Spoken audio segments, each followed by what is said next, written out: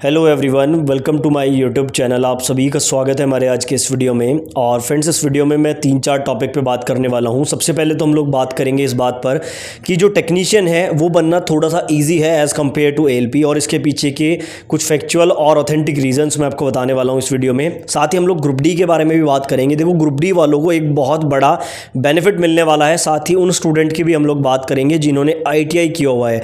देखो, एक समय ऐसा था, हर गली से, हर मोहल्ले से, हर घर से कोई ना कोई ITI कर रहा था, और उस टाइम कुछ ऐसा बोला जा रहा था कि ITI करना बिल्कुल वेस्ट ऑफ टाइम है। लेकिन रेलवे के पॉइंट ऑफ व्यू से अगर देखा जाए तो जिसने भी ITI कंप्लीट किया हुआ है किसी भी ट्रेड से, उसे इस बार मैक्सिमम बेनिफिट रेलवे में मिल रहे हैं। उसको भी हम लोग डिस्कस करेंगे। RPF के कंपटीशन के बारे में भी डिस्कस करेंगे। तो ये सारी चीज़ें मैं इस वीडियो में डिस्कस करने वाला हूँ। बिना स्किप किए आप लोग वीडियो को एंड तक जरूर देखें, और चैनल पर नए हो तो चैनल को अभी सब्सक्राइब करके बेल आइकन को प्रेस कर लीजिए। दोस्तों, आज हम बात करने वाले हैं रेलवे RPF कांस्टेबल की तैयारी करने के लिए बेस्ट बुक की, जो एडुका जोन की तरफ से आती है। देखिए, इस बुक में आपको 20 प्रैक्टिस सेट विद एक्सप्लेनेशन देखने को मिल जाते हैं, जिसमें अर्थमेटिक, रीजनिंग और जनरल अवेयरनेस को कवर किया गया है। एडुका जोन की तरफ से इस बुक में आपको 2500 से ज़्यादा MCQ, साथ में 5 solve paper latest exam pattern के आधार पर देखने को मिल जाते हैं। ये बुक आपको कम्प्लीटली इंग्लिश में अवेलेबल रहती है। क्वालिटी और क्वांटिटी का यहाँ पर बहुत अच्छे से ध्यान रखा गया है। आप चाहे तो इस बुक के साथ एडुका जोन की स्टडी गाइड का भी यूज कर सकते हैं, जिसमें 2500 से ज़्यादा MCQ प्रैक्टिस के लिए आपको मिलते हैं। साथ ही करंट अफेयर और 3 सॉल्व पेपर भी देखने को मिल जाते हैं। इन दोनों बुक का कॉम्बो पैक आप परचेज कर सकते हैं, जिसका डायरेक्ट लिंक मैं डिस्क्रिप्शन में दे दूंगा, या फिर आप नज़दीकी बुक स्टोर से भी एडुका जोन की इस बुक को परचेज कर सकते हैं। देखिए, सबसे पहले तो मैं इस पॉइंट पे बात करूंगा कि ALP से आसान क्यों है टेक्नीशियन बनना। देखो, वैसे तो इस बार जब से वैकेंसी आए आप लोग यही सुनते आ रहे हो कि कुछ भी आसान नहीं है, लेकिन अब आपको थोड़ा सा माइंडसेट अपना चेंज करना पड़ेगा। वैकेंसी जितनी आनी थी उतनी आ गई है। कट ऑफ की चिंता किए बिना आपको कुछ चीज़ें समझनी होंगी। सबसे पहले तो मैं आपको बता दूं, ALP से आसान है टेक्नीशियन बनना। क्यों है? क्योंकि देखो, पहला पॉइंट आप समझो, ALP में ITI वाले स्टूडेंट भी फाइट करेंगे, ALP में डिप्लोमा वाले स्टूडेंट भी फाइट करेंगे, ALP में बीटेक वाले स्टूडेंट भी फाइट करने वाले हैं। यानी कि वहाँ पर जो कॉम्पिटिशन है वो वेरिएशन वाले स्टूडेंट के साथ आपका है। लेकिन टेक्नीशियन में अगर आप लोग देखोगे, अगर हम SNT वाली पोस्ट को साइड में हटा दें तो टेक्नीशियन ग्रेड 3 की जितनी पोस्ट है वो ITI वालों के लिए। यानी कि यहाँ पर आपका जो कॉम्पिटिशन है वो टोटली ITI वाले स्टूडेंट के साथ है। अब देखो, ITI वाला स्टूडेंट और डिप्लोमा वाला स्टूडेंट, थोड़ा सा इनके लेवल में फ़र्क आ जाता है, ये बात आप भी जानते हो। तो सबसे पहली चीज़ तो ये है कि सेम लेवल ऑफ स्टूडेंट आपको यहाँ पर मिल रहे हैं टेक्नीशियन में।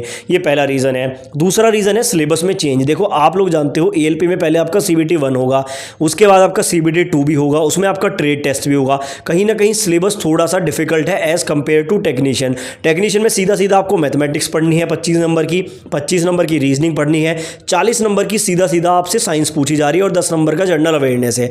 यानी कि कोई ट्रेड की तैयारी आपको नहीं करनी है, किसी टेक्निकल की तैयारी नहीं करनी है, सिर्फ ये 4 सब्जेक्ट आपको प्रिपेयर करने हैं। तो पूरे फोकस के साथ अगर आप इन 4 सब्जेक्ट पे काम करोगे तो कहीं ना कहीं आप चीज़ों को और ज़्यादा शार्प कर पाओगे। जबकि ALP में क्या है कि पहले आपको CBT 1 की तैयारी करनी है, उसमें बेसिक साइंस वगैरह भी आएगा, फिर CBT 2 की भी तैयारी करनी है, उसके बाद फिर ट्रेड टेस्ट की भी तैयारी करनी है। तो थोड़ा सा सिलेबस के कारण स्टूडेंट पर ज़्यादा लोड पड़ेगा, ये बात आपको समझनी होगी।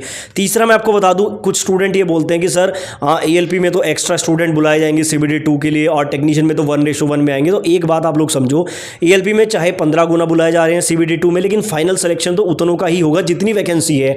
और टेक्नीशियन में ये काम स्टार्टिंग में ही हो रहा है, बस एक सिंगल एग्जाम है, उसी में जो पढ़ने वाले टॉप के स्टूडेंट हैं वो नंबर ऑफ वैकेंसी के इक्वल यहाँ पर चुन लिए जाएंगे। तो आपको सिर्फ क्या करना है, 4 सब्जेक्ट पे फोकस करना है ज़्यादा से ज़्यादा, और आपको 1:1 वाले स्टूडेंट में आना है। कोई CBT 2 का झंझट नहीं है, कोई इसमें साइको टेस्ट नहीं है। सिंपल एक एग्जाम क्लियर करो, DV मेडिकल, और आपको जॉब मिल जाएगी। तो इसलिए कहीं ना कहीं ALP से आसान इस बार टेक्नीशियन बनना रहने वाला है। बाकी कट ऑफ की चिंता आप लोग मत कीजिए। प्रीवियस ईयर कट ऑफ सिर्फ एक आइडिया लेने के लिए होता है, जो आपको मैं ऑलरेडी दे चुका हूं। तो आप प्रीवियस ईयर कट ऑफ को छोड़कर आप लोग अपना मैक्सिमम एफर्ट उसमें लगाइए ताकि आपका सिलेक्शन हो पाए। उसके बाद देखो, दूसरा मेरा पॉइंट था ITI वाले स्टूडेंट के लिए। तो जिसने भी ITI किया है वो ये मान लो कि वो बहुत अच्छे फेज में रेलवे की तैयारी कर रहा है। ऐसा मैं इसलिए बोल रहा हूँ क्योंकि देखो, एक तो ITI वाले स्टूडेंट टेक्नीशियन में एलिजिबल हैं। टेक्नीशियन का सिलेबस मैंने आपको बताया है मैथमेटिक्स, रीजनिंग, साइंस और जनरल अवेयरनेस। मान लो कि किसी कारण से आपका टेक्नीशियन में सिलेक्शन नहीं हो पाता है, तो आपके पास एकदम से दूसरी अपॉर्चुनिटी है ग्रुप डी की, यानी कि लेवल 1 की वैकेंसी की, जहां पर 30,000 के आसपास वैकेंसी आने की उम्मीद भी है। यानी कि नंबर ऑफ वैकेंसी भी अच्छी है, और सिलेबस बिल्कुल टेक्नीशियन वाला ही रहने वाला है। वहां पर भी मैथमेटिक्स, रीजनिंग, साइंस और जनरल अवेयरनेस ही आपसे पूछा जाता है। और सबसे अच्छा फ़ायदा आईटीआई वाले स्टूडेंट को ये मिलेगा कि इस बार ग्रुप डी में मैक्सिमम पोस्ट लगभग 85% जो पोस्ट हैं वो आईटीआई वालों के लिए रहने वाली है। तो वहाँ से आपका जो 10th लेवल का यानी कि जो सिर्फ 10th पास कैंडिडेट थे वो वाला कंपटीशन भी रिमूव हो रहा है। तो सीधा सीधा बेनिफिट आपको क्या मिल रहा है कि आप आईटीआई वाले स्टूडेंट से कम्पीट करोगे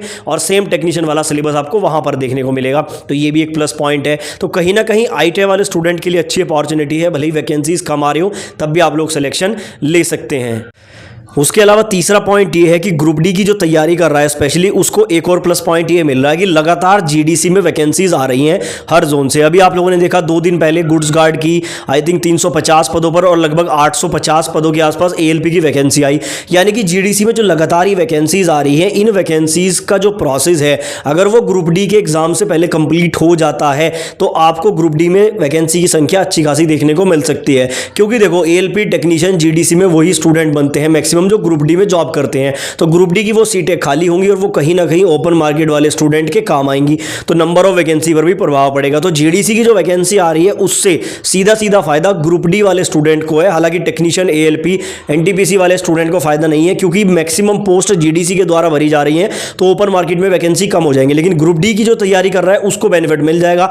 जितने ज़्यादा प्रमोशन होंगी जीडीसी के द्वारा उतनी ग्रुप डी की सीट्स खाली होंगी और वो ओपन मार्केट में आपको देखने को मिलेंगी। तो ये एक बड़ा बेनिफिट है। अगर आपने आईटीआई किया है तो आप ग्रुप डी के लिए एलिजिबल हैं, वहां पर सीट्स भी अच्छी हैं, आप टेक्नीशियन के लिए भी एलिजिबल रहने वाले हैं। तो ये कुछ पॉइंट थे मैंने डिटेल में डिस्कस किए हैं। लास्ट में एक और पॉइंट मैं डिस्कस करना चाहूंगा आरपीएफ को लेकर। आरपीएफ को लेकर ज्यादा वीडियोस यूट्यूब पर कोई नहीं बना रहा है। काफी स्टूडेंट शिकायत कर रहे हैं कि सर आरपीएफ को इग्नोर किया जा रहा है, तो ऐसा नहीं है। मैंने कल भी वीडियो बनाया था आरपीएफ के रिगार्डिंग। और कॉम्पिटिशन लेवल की अगर बात करें आरपीएफ में तो मैंने आरटीआई लगा दिया है। जैसे हमें ये पता चलेगा कि आरपीएफ में कितने फॉर्म भरे गए हैं उससे हम कॉम्पिटिशन लेवल का भी एक अंदाजा लगा पाएंगे। क्योंकि इस बार वीडियोस भी कम बन रहे हैं और इतना ज़्यादा इंटरेस्टेड भी स्टूडेंट आई थिंक आरपीएफ के लिए नहीं लग रहे हैं। तो उम्मीद है कि थोड़ा कम ही फॉर्म आएंगे। बाकी आरटीआई का रिप्लाई जैसे भी आएगा मैं आपको सूचित करूंगा और वहां पर भी कंपटीशन लेवल के बारे में आपको बताऊंगा। तो सारी जानकारी आपको ऑथेंटिक वे में हमारे चैनल पर लगातार मिलती रहती है, इसलिए आप चैनल को सब्सक्राइब करके वीडियो को भी शेयर कर दीजिए ताकि आपके दोस्तों के साथ भी इंफॉर्मेशन जा सके।